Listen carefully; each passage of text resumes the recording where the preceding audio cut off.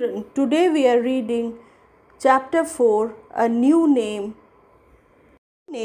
by Linda Sue Park. This is the story of a 10-year-old Korean girl, Kim Sun-hee, and her brother, Kim Tae-wul. It is the year 1940 and the Japanese have taken over Korea. The Korean people are very unhappy. They do not have the freedom to learn their history, follow their culture, speak their language. Suddenly there comes a new law. All Koreans are to take Japanese names. These children's father know that the law must be obeyed or else his family could face strict punishments. So he helps them choose Japanese name that reflect their Korean roots. Now soon he must learn to accept her new name. How does she feel? When my turn came, I pointed to the letter K. Abuji gave me a new name and I went around whispering over and over, Kyoko Kaneyama, Kyoko, Kyoko. Japanese family names are usually long, like Kaneyama. Korean ones, like my name, Kim, are short. Similarly, Korean first names are almost always 2 syllables, but Japanese first name can be long or short. I liked how Abuji had hidden our real last name in the new one he had chosen for us. And he had done the same for my first name as well. Girl's name often ended in ko, which means girl in Japanese.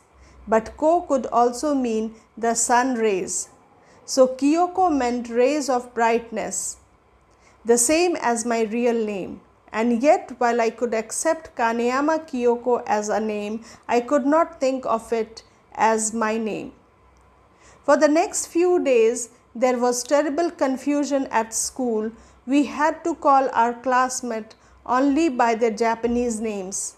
Suddenly, the girl across the aisle from me was Megume, not Myungin.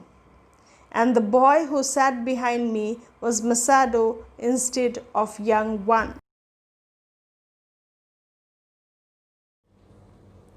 Our teacher tried to be patient with us. If we forgot and used our classmate's real name, she prompted us, gently at first, but more sternly as the days passed by. So the teacher was very good. In the beginning, she understood the problem of the students, that remembering new name was not easy for them. So in the beginning, she prompted. Whenever the students made mistake, she corrected them. And in the beginning, what was her attitude? The attitude was very gentle. She was very soft to the students. But as the time passed by, she became stern. That is, she became strict. I was a good student. I had never once given the teacher cause to beat me. I was very careful to use everyone's Japanese name and to respond when anyone said Kyoko, even though it felt as if they were talking to someone else. But the next day, my brain grew tired of being careful every single minute, and it happened. Kyoko says that she was a very good student. The teacher never got irritated. She was very careful to use everyone's Japanese name, and she responded when anyone said Kyoko, although Kyoko seemed to her as if the students were talking to someone else. She was very alert and sharp-minded girl. So she took all the necessary steps that she did not make any mistakes. But being too alert all the time with everything made her feel tired. And one day it such happened that she did a mistake. I chose the worst possible moment to make a mistake. And what was this worst possible moment? It was Onishi-san Onishi Sam was in the room. He was a Japanese army officer whose job was to make sure all the students were learning to be good citizens of the empire. Empire is actually something which is ruled by someone. That means it was a kingship, it was a monarchy. And Onishi Sam was a Japanese army officer. He was given the responsibility to make sure that all the students in the school were learning to be good citizens. He came out into our classroom several times a week, often in the middle of the class. We always stopped what we were doing and bowed to him. Then he would stand at the back of the room and observe us for a while. I could tell he made the teachers nervous. I tried specially hard to give the right answers when he was around. So one thing with Onishi-san, who was the Japanese army officer, he entered the class in the middle of the lesson when the teaching was going on. And what did the children do? The children stopped their work and bowed before him as a matter of respect. And what was his habit? His habit was to stand at the back of the room and observe everyone, all the students for a while. For a while means for some time. And what did Kyoko observe? She had observed that whenever Onishi-san entered the room, the teachers became nervous. And what was the matter with Kyoko? Kyoko became especially very conscious and she tried to give all the answer correctly when he was in the room. That day I knew he was in the room. I knew I had to be extra careful not to make a mistake. And somehow I did the very thing. I was trying so hard not to do so. I said Myung-gin instead of Megumi. So children, when you try to become very conscious, when you start doing your work very consciously, sometimes it happens that you tend to do mistakes. That mistake, you don't do it consciously, but it happens unconsciously because all the time you keep on thinking, I must not do a mistake, I must not do a mistake, and that matters. And then you do a mistake. So what was Kyoko trying to do? She was trying very hard not to forget anything that was Japanese. And what did she do? What was the mistake that she committed? She said Myung-jin instead of Megumi. Myung-jin was a Korean word and Megumi a Japanese word. And there she was caught. Onishi-san heard me. He made a funny sound in his throat, like ah. Then he looked at the teacher and made an abrupt motion with his stick. The teacher glanced at him quickly and then at me. Kyoko, to the front, she said. The teacher was looking at him quickly and then at me. She understood what was the problem. And in order to show her, in order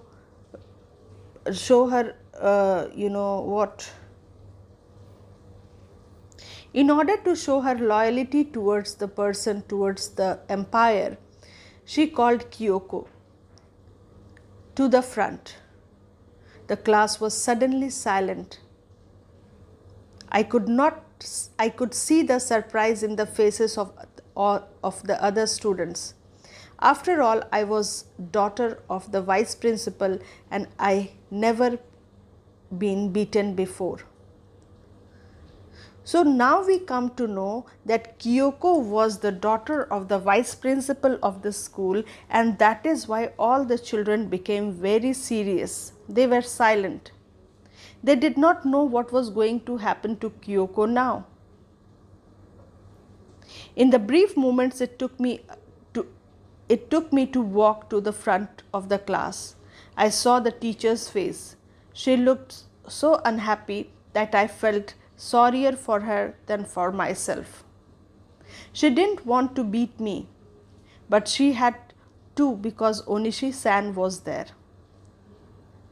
Though the teacher had to be, now the teacher did not have to be loyal to the principal, but the teacher had to be loyal to Onishi-san.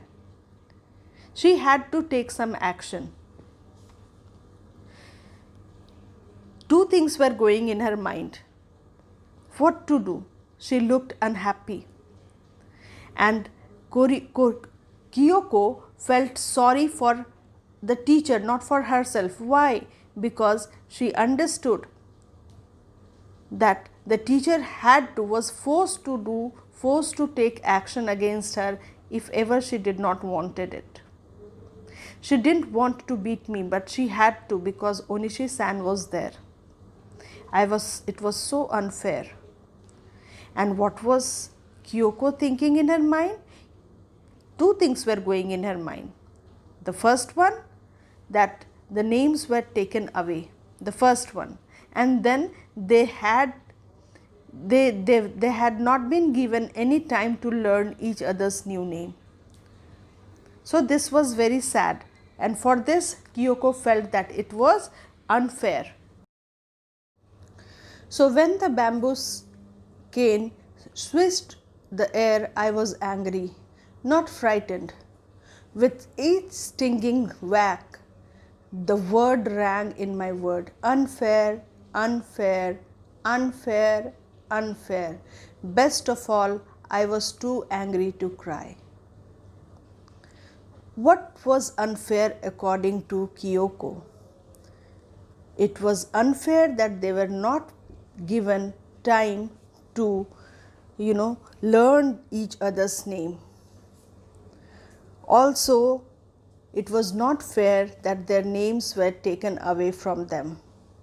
At home that night, Omoni pressed her lips together when she saw the fierce red welts on my leg.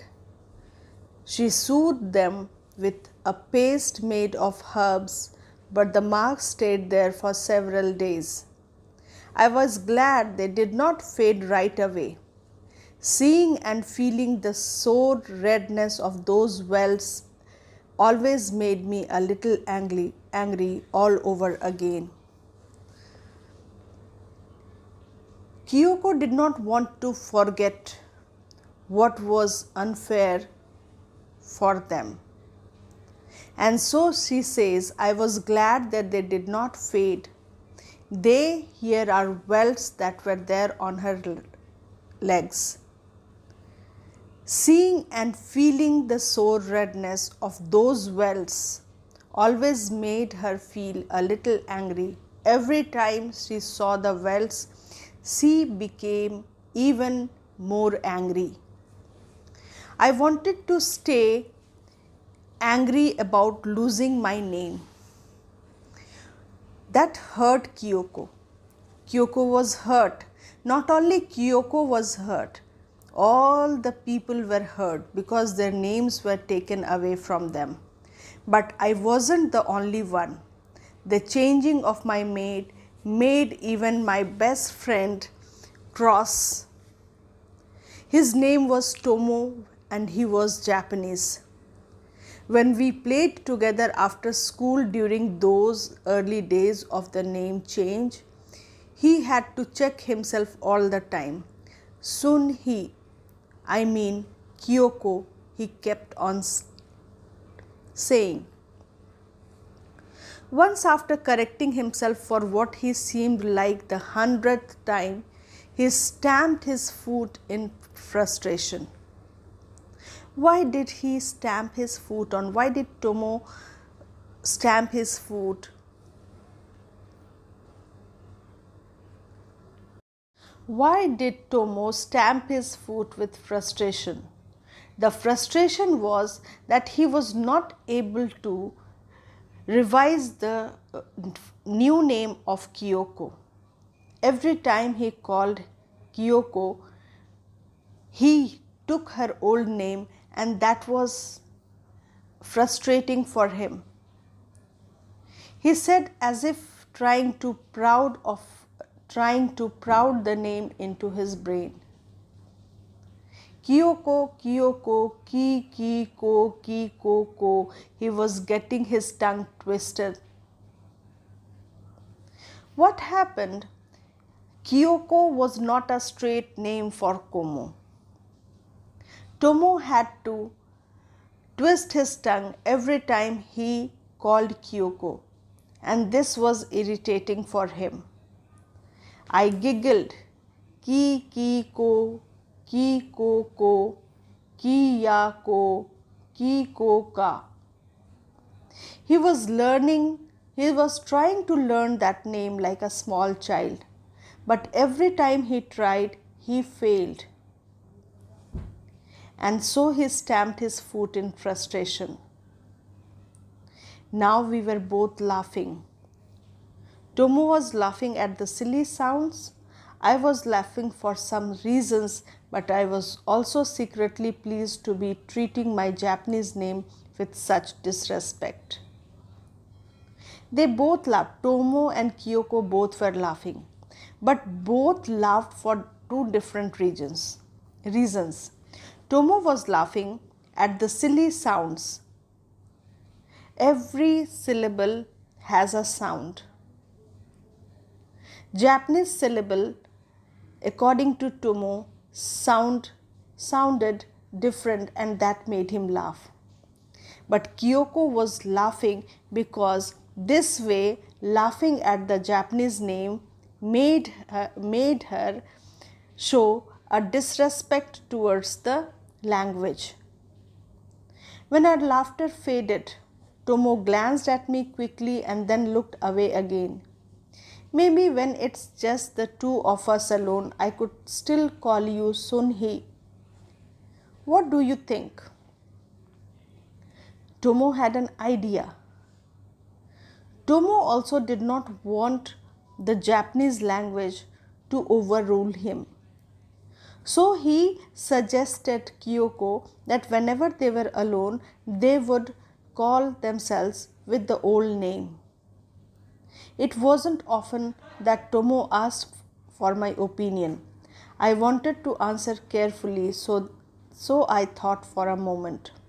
Wouldn't that just make it harder? I said. You would have to switch to my Japanese name when we are with other people. You might get confused and forget.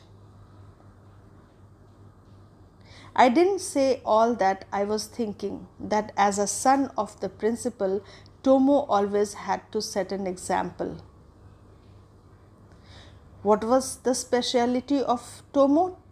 Tomo was the son of principal, whereas Kyoko was the daughter of the vice principal. A mistake from him would be worse than the mistake from other students. He would lose face. I didn't have to say it because it was something that Tomo lived with every day. You are right, he said. He flicked another glance at me. It's such a nuisance, isn't it? And I knew this was his way of saying he was sorry I had to change my name. Thank you.